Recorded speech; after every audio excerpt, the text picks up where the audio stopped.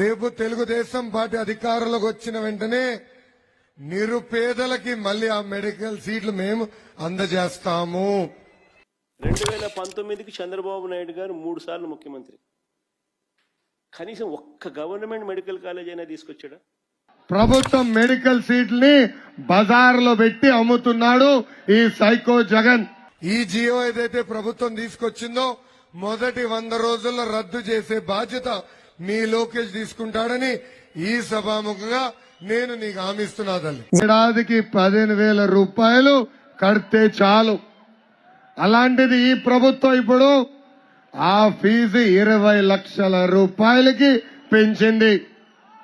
అంటే ఎంబీబీఎస్ పూర్తయ్యే లోపల దాదాపు 1 కోటి రూపాయలు బడుగు బలహీన వర్గాలు చెందిన పిల్లలు కట్టే పరిస్థితి ఉంటుందా అని ప్రజలందరినీ ఆలోచించాలా.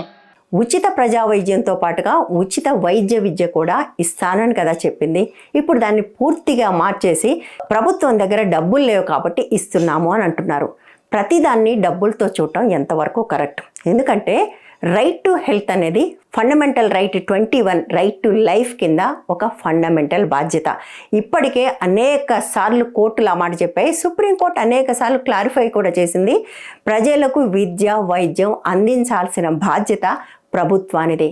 ఇవి రెండు కూడా అందించకపోతే ఇంకా మీరేం చేస్తారు? ప్రజలకు అవసరమైన 2 బేసిక్ నీడ్స్ విద్య వైద్యం, ఇవి రెండు సరిగా అందినప్పుడే ఏ సమాజమైనా ఎదుగుతుంది, ఆరోగ్యంగా ఉంటుంది. ఈ రెండిటి నుంచి ప్రభుత్వాలు క్రమక్రమంగా తప్పుకోవటం మనం చాలా కాలంగా చూస్తున్నాం. ఫైనాన్స్ వల్ల ఆ ఇన్స్టిట్యూట్స్ నిలబడే అవకాశం కూడా ఉంది. అవి నిలబడినప్పుడు మొత్తం రాష్ట్రం అంతా కూడా పబ్లిక్ హెల్త్ మెరుగుపడే అవకాశం చాలా ఎక్కువ ఉంటుంది. ఒక రాష్ట్రం మొత్తానికి పబ్లిక్ హెల్త్ను అందించడానికి అవసరమైన 6,000 కోట్లు కూడా, అది కూడా ఒకసారి కాదు, వీళ్ళు ఇంకో 4 ఏళ్ళు ఉంటారనుకుంటే సంవత్సరానికి 1,500 కోట్లు కూడా ఖర్చు పెట్టలేకపోతే ఇంకా ఈ ప్రభుత్వాలు ఎందుకు చెప్పండి?